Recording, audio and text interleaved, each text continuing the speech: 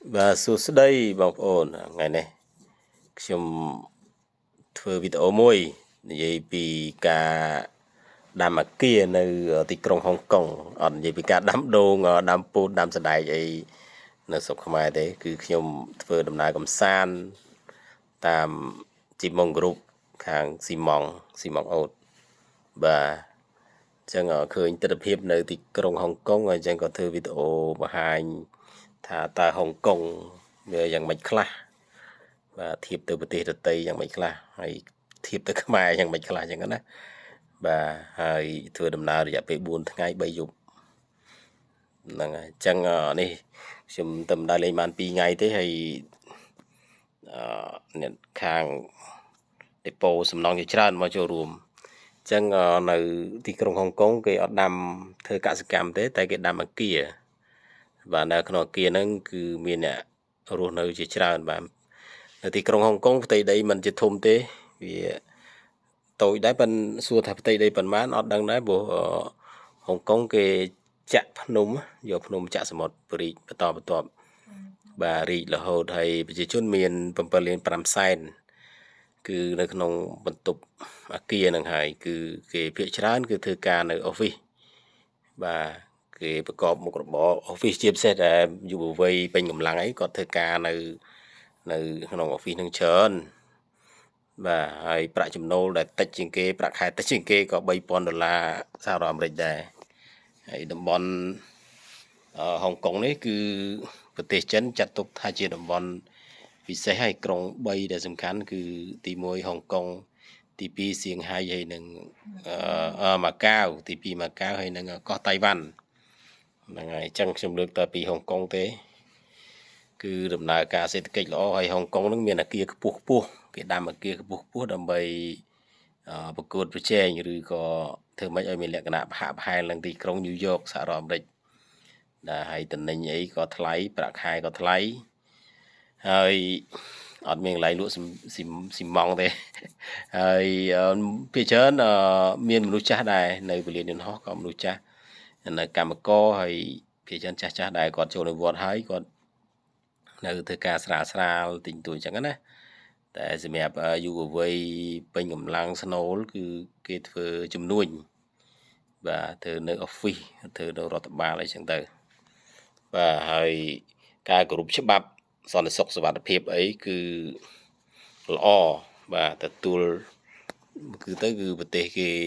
រីកចម្រើនវាធ្លាប់ស្ថិតនៅក្រោមការគ្រប់គ្រងអង់គ្លេសពីមុនណាហើយគេមានប្រើភាសាចិនកុកងឺចិនកតាំងហើយនិងភាសាអង់គ្លេស3ភាសាហ្នឹងគឺហុងកុងធ្លាប់ធ្វើតាមការបំភ្លឺរបស់កាយគឺធ្លាប់ស្ថិតនៅជាប្រទេសក្រោមការគ្រប់គ្រងរបស់ប្រទេសអង់គ្លេសហើយហុងកុងព្យាយាមផ្ដាច់ខ្លួនដែរតែប្រហែលជាមិនអាចផ្ដាច់ចេញពីចិនប៉េកាំងបានទេបាទអញ្ចឹងគឺហុងកុងជាតំបន់រដ្ឋបាលពិសេសបាទហើយធ្វើគឺលក្ខណៈរស៊ីលក្ខណៈរដ្ឋបាលហ្នឹងហើយទាំងស្រេចហើយតំណែងចិននៅលើពិភពលោកគឺមានសឹងតែគ្រប់ប្រទេសទាំងអស់បាទនេះដំណើរកំសាន្តហើយការបកស្រាយរបស់តួ leader អ្នកនាំផ្លូវហ្នឹងគាត់បញ្យល់ប្រាប់ហើយខ្ញុំបានព័ត៌មានហ្នឹងចេះតែនឹកឃើញចងចាំបានប្រហែលចេះតែធ្វើព័ត៌មានបន្តជូនបងប្អូនទៀតតែខ្ញុំមក4ថ្ងៃតែបានដើរលេងបាន2ថ្ងៃទេបាទនៅ2ថ្ងៃទៀតហ្នឹងហើយអញ្ចឹងនៅទទួលព័ត៌មានផ្សេងថែមទៀតអញ្ចឹងទទួលព័ត៌មានមិនទាន់អស់ទេតាំងពីរបៀបរបបសេដ្ឋកិច្ចគមនាគមន៍ហើយនិយាយទៅទីតាំងភូមិសាស្ត្រហុងកុងនេះគឺសម្បូរភ្នំសួរថាភ្នំមានប៉ុន្មានក៏អត់ដឹងពិតប្រាកដដែរតែមានផែធំ9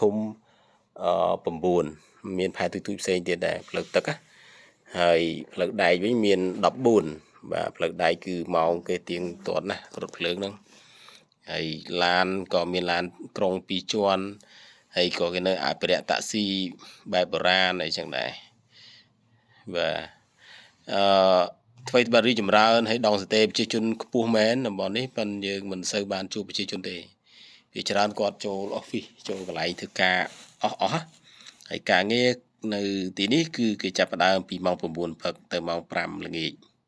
សម្រាប់1ម៉ោងឬក៏2ម៉ោងទេម៉ោង12ម៉ោង1ឬម៉ោង1ម៉ោង2ពួកគេដូរវេនគ្នាសម្រាប់ដើម្បីបន្តការងារអីហោហាយអញ្ចឹងទៅបាទគឺអាគារខ្ពស់មែនតើបាទអញ្ចឹងគេអត់បាច់គេអត់ធ្វើកសិកម្មទេហើយបើយើងប្រទេសកសិកម្មយើងទៅធ្វើកសិកម្មរបស់យើងទៅមិនឲ្យពិតប្រកបឲ្យបានផលទៅកុំដោយថាយើងធ្វើកសិកម្មនៅស្រុកខ្មែរបានដល់ពេលដែលយើងហូបរបស់វៀតណាមរបស់ថៃអាហ្នឹងយើងមិនមែនអ្នកកសិកម្មទេតែនេះគេធ្វើជំនួញបាទគេធ្វើបែបជាលេងភាគហ៊ុនលេងស្តុកគេពេលទំនិញចុះថោកគេទិញទុកពេលឡើងថ្លៃគេលក់ចេញអញ្ចឹងណាបាទហើយដំណើរកំសាន្តមកខ្ញុំនឹងច្រើនកន្លែងដែលគួរសមដែរមានទៅកន្លែងសាសនានេះកន្លែងនេះកន្លែងសាសនាទៅកន្លែងមាត់សមុទ្រអីចឹងទៅបាទមានច្រើនណាស់មានកន្លែងនេះសារទិដ្ឋរូបភាពដែលនៅហុងកុងហ្នឹងហើយបាទសិតតាអាគារគឺដាំអាគារខ្ពស់មានន័យគេធ្វើអាគារខ្ពស់ណាស់ហើយអាគារហ្នឹងទៀតសោតភាគច្រើនធ្វើពីដែកពីកញ្ចក់ណាពីឈើកែច្នៃទេបាទដែលសិតរបស់កែច្នៃប៉ុន្តែគុណភាពកម្រិតបានអត់ដឹងទេបាទនេះមានម្លប់ឈើមានអីចឹងដែរនេះខ្ញុំដើរទៅកន្លែងសមុទ្របាទកន្លែងនេះកន្លែងសារមន្ទីរគេដែរប៉ុន្តែមានទិដ្ឋភាពល្អគួរសមដែរ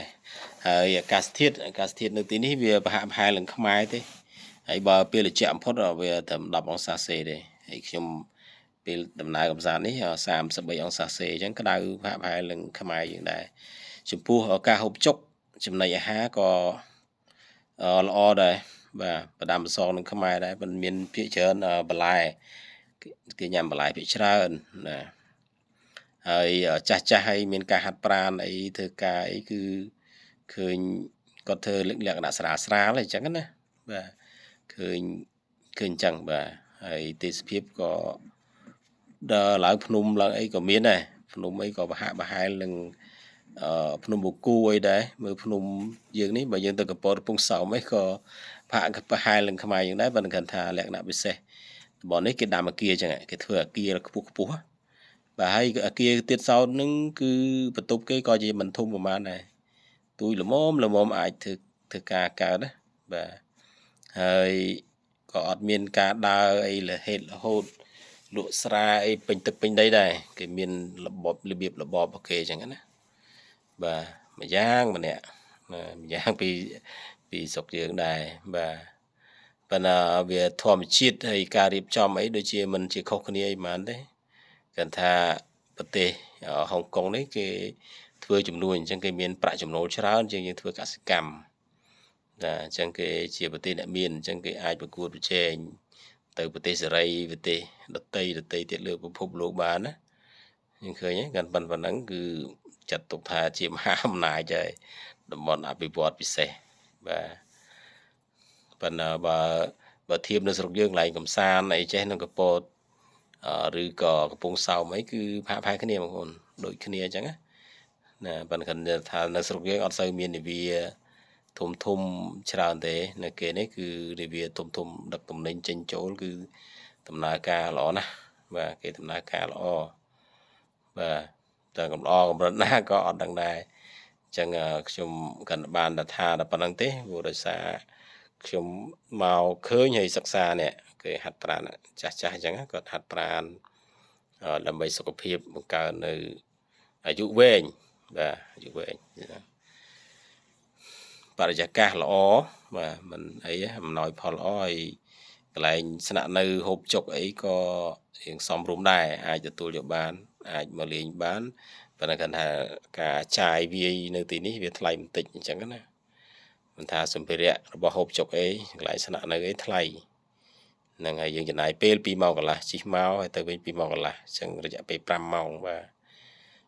ទអញ្ចឹងសូមធ្វើព័ត៌មានជូនបងប្អូនតែប៉ុណ្ណេះបាទអរគុណបាទជម្រាបលា